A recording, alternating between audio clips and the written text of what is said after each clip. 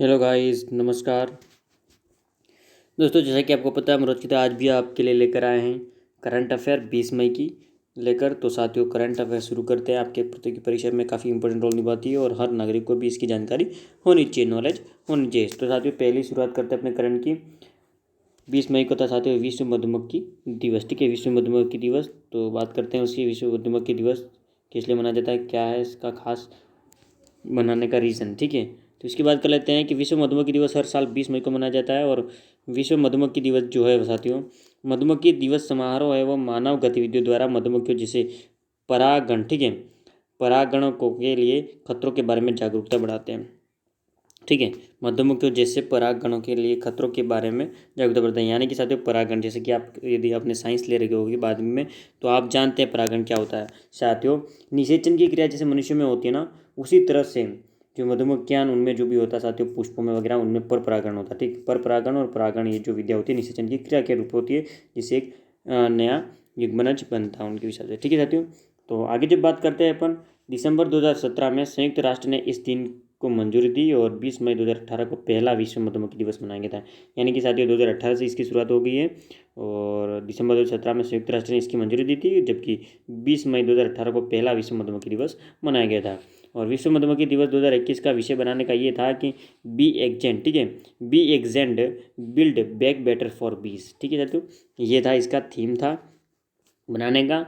और साथ ही बात करते हैं IHGF की, दिल्ली फेयर की। तो साथियों 51वें भारतीय हस्तशिल्प, ठीक है, 51वें भारतीय हस्तशिल्प मेले का उद्घाटन हुआ। ठीक है, तो 19 मई 2021 को दिल्ली के आभासी भारतीय हस्तशिल्प और उपहार मेले ठीक है, IHGF के 51वें संस्करण का उद्घाटन हुआ। और ये मेला जो है वो साथियों, ये मेला जो है वो घर, फैशन, जीवनशैली, वस्त्र और फर्नीचर क्षेत्र में भारत का सबसे बड़ा आभासी मेला हुआ। ठीक है, इस भारत का सबसे बड़ा आभासी मेला हुआ। और मेले में 2000 उत्पाद अभिव्यक्तियों का प्रदर्शन करने वाले 1500 निर्माताओं की और निर्यातकों की भागीदारी रही। ठीक है, निर्यातकों की भागीदारी इसमें रही थी। ठीक है, आगे बात करते हैं 85 से अधिक देशों के विदेशी खरीदार पहले ही पंजीकरण कर चुके हैं। ठीक है, जो विदेशी हैं, विदेशी देशों के जो खरीदार हैं वो पहले ही पंजीकरण करा चुके हैं इनका। ठीक है, आगे बात करते हैं। EMS जयशंकर ने UN यानी कि यूनाइटेड नेशन सुरक्षा परिषद को संबोधित किया है। किस तरह से संबोधित, क्या है, सारी जानकारी इसमें है साथियों। हमको बताते हैं कि विदेश मंत्री डॉक्टर एस जयशंकर ने 19 मई 2021 को अफ्रीका में शांति और सुरक्षा पर संयुक्त राष्ट्र सुरक्षा परिषद को संबोधित किया है। और उन्होंने बताया कि भारत ने अफ्रीकी महाद्वीप के 42 देशों को कोविड संकट से निपटने में मदद की है। ठीक है, उन्होंने क्या बताया कि भारत ने अफ्रीकी महाद्वीप के 42 देशों को कोविड संकट से निपटने में मदद की है। भारत ने मदद की अफ्रीकी महाद्वीप के 42 देशों को कोविड से बचाने की। ठीक है, आगे बात करते हैं कि उन्होंने पिछले 5 वर्षों में 41 अफ्रीकी देशों में 189 भारतीय परियोजनाओं, ठीक है, और 43,000 शिक्षा और प्रशिक्षण स्लॉट और 17 डिजिटल कार्यक्रमों के बारे में भी बात की है। तो इसमें काफ़ी जो चीज़ें साथियों आपकी कॉम्पिटिशन एग्जाम में भी आ सकती है। ठीक है, अफ्रीकी देश, कितने अफ्रीकी देशों में, ठीक है, कितने अफ्रीकी देशों की भारत ने कोविड-19 की काल में उनकी हेल्प की थी। तो वो कितने थे साथियों, 42 देश थे। ठीक है, और 5 वर्षों में उन्होंने अफ्रीकी देशों में कितनी परियोजना चलाई थी, तो 189। ठीक है, 189 कार्य। काशी इसमें इंपॉर्टेंट न्यूज है। ठीक है, काशी इंपॉर्टेंट। ठीक है साथियों, आगे जब बात करते हैं सिप्ला की। ठीक है, तो सिप्ला ने कोविड-19 के लिए टेस्ट किट विराजेन लॉन्च की है। अब विराजेन क्या होता है इसकी भी हम आपको जानकारी दे रहे हैं साथियों। तो सिप्ला लिमिटेड ने भारत में कोविड-19 के लिए, ठीक है, पॉलीमरेज चेन रिएक्शन कोविड-19 RT-PCR, ठीक है, परीक्षण विराजेन लॉन्च किया है। और इसने यूबियो बायोटेक्नोलॉजी सिस्टम प्राइवेट लिमिटेड के साथ साझेदारी में इसके व्यवसायीकरण की घोषणा भी की है।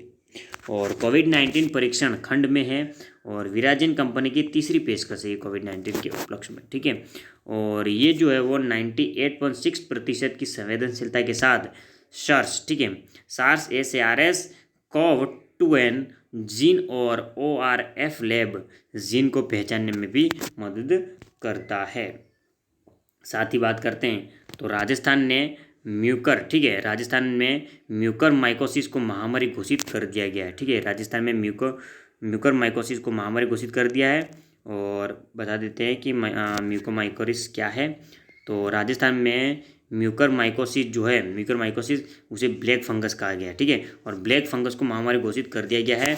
और राज्य में इस बीमारी के मामलों की संख्या बढ़ती जा रही है, जो मुख्य रूप से कोविड से ठीक होने वाले लोगों को प्रभावित करती है। ठीक है, और आगे बात करते हैं तो राजस्थान महामारी अधिनियम 2020 के तहत राज्य में म्यूकर माइकोसिस को एक महामारी और उल्लेखनीय बीमारी के रूप में अधिसूचित किया गया है। ठीक है, साथ ही बात करते हैं एक्सपर्ट इनसाइडर की। ठीक है, तो एक्सपर्ट इनसाइडर 2021 की सर्वे की बात करें तो प्रवासी समुदाय संगठन इंटरनेशनल ने अभी अपना एक्सपर्ट इनसाइडर 2021 सर्वेक्षण प्रकाशित किया है, जो विदेश में रहने और काम करने के लिए सर्वोत्तम स्थलों को बताता है। ठीक है, साथ ही बात करते हैं तो सर्वेक्षण में ताइवान सबसे ऊपर है और उसके बाद मेक्सिको है, साथ में कोस्टा रिका और मलेशिया और पुर्तगाल का स्थान भी दे रखा है। ठीक है, और आगे बात करें तो सबसे बेकार देशों में कुवैत है, इटली, दक्षिण अफ्रीका, रूस, मिस्र, जापान, साइप्रस, तुर्की, भारत और माल्टा शामिल कर दिए हैं। ठीक है, इसमें सबसे बेकार देशों में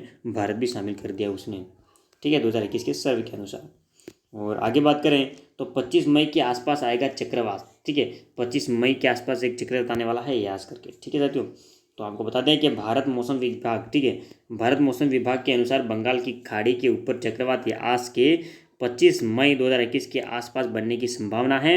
और ये तूफान 2021 में बनने वाला दूसरा और 2021 में बंगाल की खाड़ी के ऊपर पहला तूफान होगा। ठीक है, और साथ ही बात करते हैं कि एक दिन जिसमें आपको बता दूँ साथियों कि एक पहला जो तूफान था वो आया था ताउते। ठीक है, ताउते पहला तूफान आया था, और दूसरा जो तूफान आने वाला है वो ये चक्रवात कह रहे हैं। ठीक है, और साथ ही आपको बता दूं कि एक निम्न दबाव प्रणाली उत्तरी अंडमान सागर के करीब उभर सकती है और 26 मई की शाम को ओडिशा या पश्चिम बंगाल की ओर बढ़ सकती है। ठीक है, और चक्रवात को ओमान द्वारा नाम यास प्राप्त होगा, यानी कि ये जो चक्रवात आ रहा है साथियों उसे ओमान द्वारा नाम दिया गया है, जिसका नाम होगा यास। ठीक है, तो एक तो ताउते आया था साथियों, ताउते, और अभी ये आ रहा है यास। ठीक है, इसकी प्रायिकता दी जा रही है साथियों।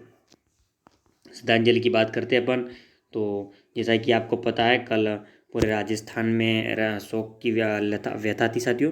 जैसे कि वयोवृद्ध कांग्रेस नेता जो थे राजस्थान के पूर्व मुख्यमंत्री जगन्नाथ पहाड़िया, उनका निधन हो गया है मई 2021 में, यानी कि साथियों इनका निधन हो गया बुधवार देर शाम को, और कोविड-19 के कारण होगा इनका निधन हुआ है। और पहले संक्रमित थे ये, तो इसलिए कोविड-19 के कारण इनका निधन हो गया है। और इन्होंने 1980 और 81 तक राजस्थान के मुख्यमंत्री के रूप में कार्य किया, और हरियाणा और बिहार के पूर्व राज्यपाल भी ये रह चुके थे। ठीक है साथियों, और आपको बता दें कि नुमालीगढ़, ठीक है, नुमालीगढ़ रिफाइनरी लिमिटेड के पहले प्रबंध निदेशक RK दत्ता का मई 2021 में निधन हो गया, और उन्होंने अगस्त 1995 से अप्रैल 2002 तक NRL, ठीक है, NRL के MD के रूप में भी कार्य किया था। और साथ ही बात करें तो बीजेपी के विधायक गौतम लाल मीणा है, उनका भी निधन हो गया था। तो राजस्थान के प्रतापगढ़ जिले के धारियावाड़ निर्वाचन क्षेत्र से भारतीय जनता पार्टी जो बीजेपी है भाजपा के विधायक गौतम लाल मीणा की 19 मई 2021 को कोविड-19 संक्रमण के कारण मृत्यु हो गई। ठीक है साथियों, तो आगे बात करें कि उन्होंने 2003 में, जो मीना साहब हैं, उन्होंने 2003 में विधानसभा चुनाव जीतकर चुनावी शुरुआत की थी, और वहाँ 2008 में विधानसभा चुनाव हार गए थे, और 2013 और 2018 के चुनाव में फिर से जीत हासिल इन्होंने की थी। और साथ ही NSG की प्रमुख की बात करें तो पूर्व NSG प्रमुख JK दत्त का निधन हो चुका है, और NSG के पूर्व महानिदेशक ज्योति कृष्ण दत्त का 19 मई 2021 को कोविड-19 से उत्पन्न जटिलता के कारण निधन हो गया है। ठीक है, और दत्त ने 2008 के मुंबई आतंकी हमले के दौरान कमांडो फोर्स का नेतृत्व किया था, और वे अगस्त 2006 से फरवरी 2009 तक राष्ट्रीय सुरक्षा गार्ड NSG, ठीक है, नेशनल सिक्योरिटी गार्ड यानी कि NSG के महानिदेशक भी रह चुके थे ये। साथ ही बात करें तो उन्होंने केंद्र जांच ब्यूरो CBI, ठीक है, केंद्र जांच bureau CBI central bureau agency जो है, ठीक है साथियों, CBI में भी इन्होंने कार्य किया था, और एक बार 2005 में इन्हें इसके कार्यवाहक प्रमुख या निदेशक के रूप में भी इन्हें नियुक्त किया गया था। CBI के कार्यवाहक और निदेशक के रूप में भी इनको नियुक्त किया गया था।